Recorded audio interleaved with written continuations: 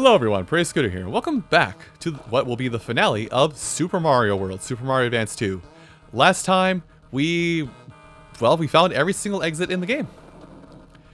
So with that comes a palette change, which I'll dive into more. And I want to look at something here, not that button, that button. Oh right, I was supposed to go, oh right, I have to go look at that in the bonus episode. I remember now. So there is no Dragon Coins. So this makes my job a little bit easier, but what I want to do is I want to go into Bowser's Castle here and show you everything that's in Bowser's Castle. For Bowser's Castle, the vanilla game here, or in ROM hacks of Super Mario World, it is respected that you go through, that they have the gauntlet. Basically, you can make your choice out of, there are basically 8 rooms, but you only have to play 2 of them to advance to the next level. To advance to the next set of 4. What am I going to do? Well, I'm going to use some illegal technology. Using some illegal technology. And I'm going to show off every single door. Now, some rooms are going to be harder than others just because of the nature of what is combined in here, but I would be remiss not to at least show this stuff off. I bounced off the sledge. You know what? That's fine. We take those L's. Listen, a wise man once said, take your L's. Now, if we had not gotten the switches, this would have been a much harder room. Okay, pretty simple. Now, I believe I hit that. Yep, we're right back here to this area. So in room 2, this is the one that I think is my substitute for. This is my substitute room that I go through a lot of times for what room I normally don't go through. But yeah, that's it. Pretty simple, yeah? So let's head over to the 3rd room. Now I think this is the one I avoid because I think this is a water swimming segment. No, it's this room. This is a infamous room that introduces Mecha Koopas and pass through floors. Now remember, one up. I know that I kind of complained about it when we were going through the Forest of Illusion stuff for Dragon Coins, but I know behind one of these panels is a hidden power-up. I just don't know which panel it is. Also, Mecha Koopas function a lot like dry bones, so except the fact they can be destroyed. So if you spin jump on them, you destroy them. I feel like the secret thing is up here. Yep, secret cape up there in that alcove.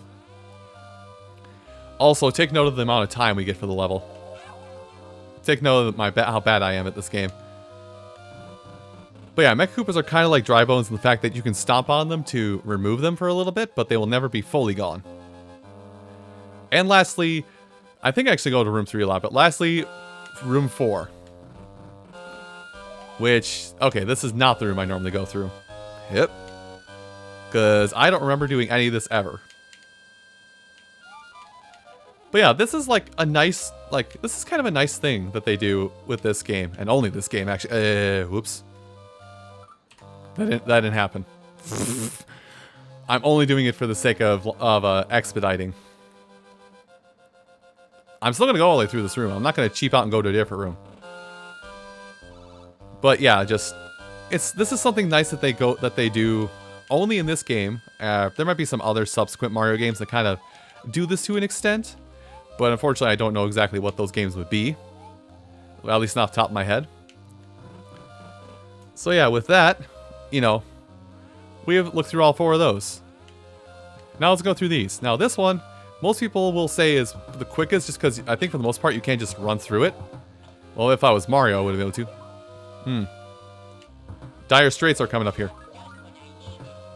I guess if you were Mario, you could have just ran through it. Luigi is slower, and you get dumped out here. Which, we'll come back to that in just a minute. Because we still have 3 more rooms to dive through. Let's see. This is the one I was thinking of. How did a door lead to a pipe? Anyway. Underwater tower climb area with layer 2 shenanigans. This is the one I remembered the most out of all these simply because... Never mind that. This is the one I remember the most out of all these simply because it's probably, in my opinion, the most difficult area. Although somebody will say one of the doors that I usually go into is going to be the most difficult one.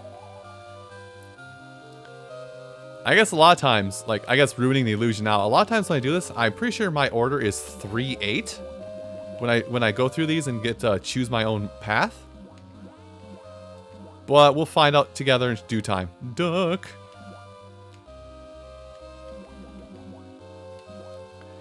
But yeah, that's that. And then this pipe is going to lead to another door? Or is going to lead out here? Listen, I don't make the rules. I just abide by them. So that was 6. Now door 7. As soon as Luigi will get his butter shoes. Door 7, I think, is what a lot of people dive into because, well, it features gold Bowser statues, which cannot be touched. You can spin jump off of them. They work like saw blades, where you can spin jump off of them, but you can't jump on them directly. And lastly, let's go to door 8, which is my preferred door. So yeah, when I play this casually, I go door 3, door 8. Now you might think, well, why you do that? Well, it's got the most power-ups. Also, I get to mess with Chucks a little bit. If I have a cape when I get to this point. They're not jumping at me yet.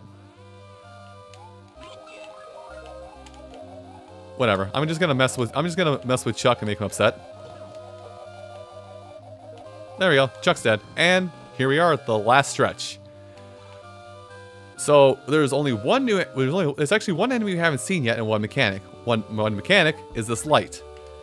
Even in the Super Nintendo version, you can see fine without this light, but Ninjas. Ninjas, an enemy oh, okay. That's fine.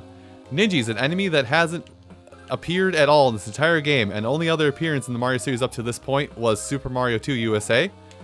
They randomly appear here in this area, which, by the way, this area we're going through right now, this is also considered the back door.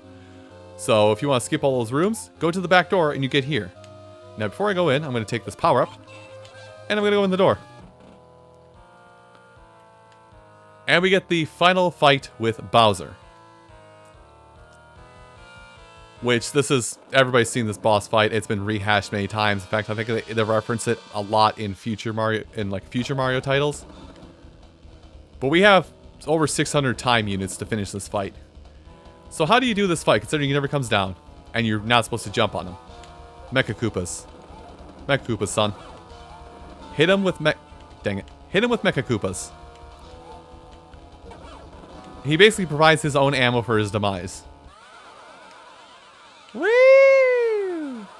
Also, I thought you had to avoid that as a kid, but that was Nintendo going Mode 7. Hello? Oh, hiya, Peach. Are you and Bowser having a great time in there?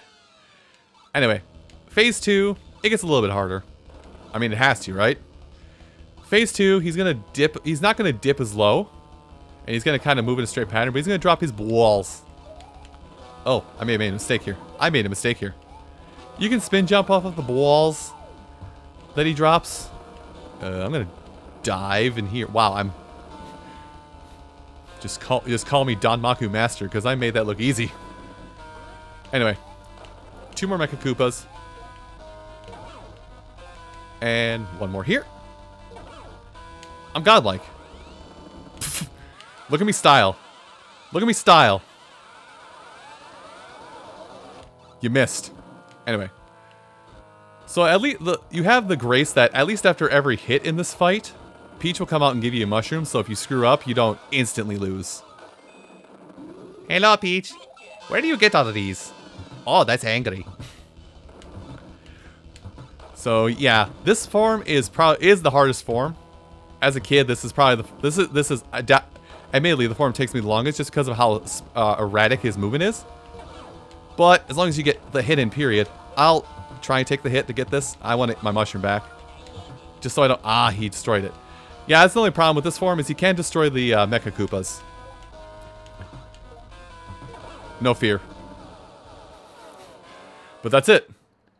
That is the entirety of the fight. Simple fight, not even rough to deal with. Hey Peach, Mario's not here. Do you want to hold hands? I know it's scandalous, but if we could do it, that'd be great. As soon as the score tabulates, holy crap.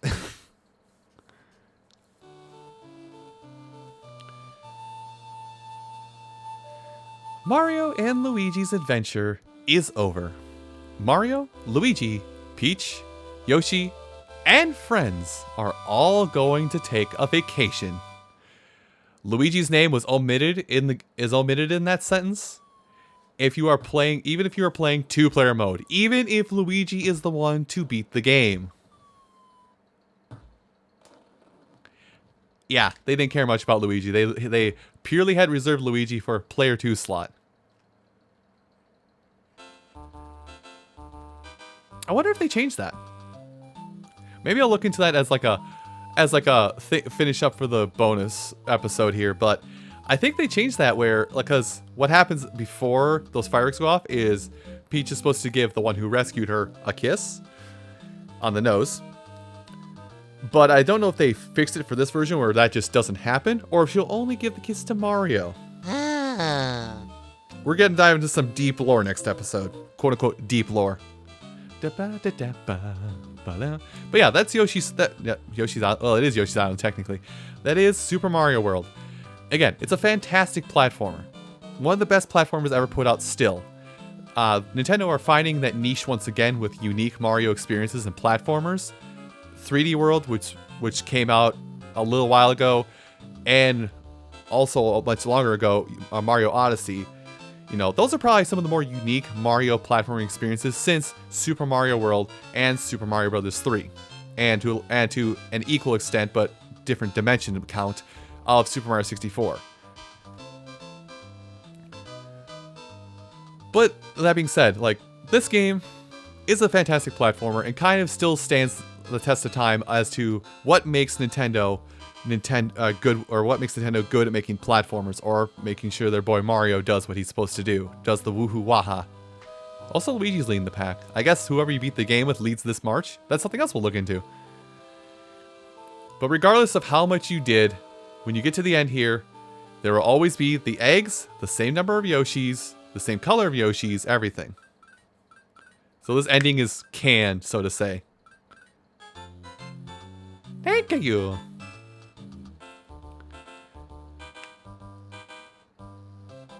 Anyway, now we get a roll call. Oh, I guess the Goombas changed their glasses. I didn't realize that was something that changed.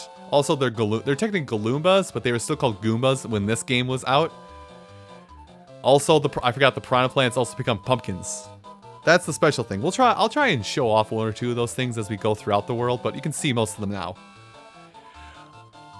That's different for Pokey. I didn't realize they became saws. Also, Bullet Bills becoming Pidgeots is unique. Bonsai Bill stays the same. The Mega Mole stays the same. Rex stays the same. I'll let you know if there's like anything that's added. Like that Pokey was a new thing. I think the Galoomba was a new thing too. And of course the Koopas. That's a new thing for the you found all exits path.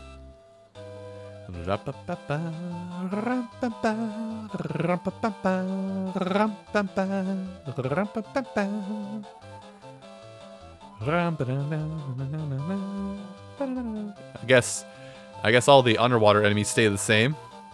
I haven't seen Cheep Cheeps yet. But now we're gonna start getting into more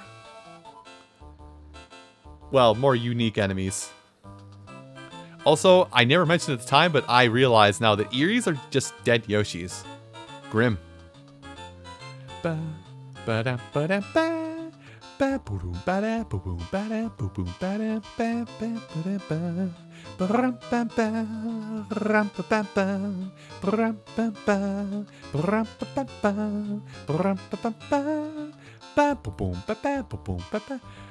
Reznor has to make a guest appearance here.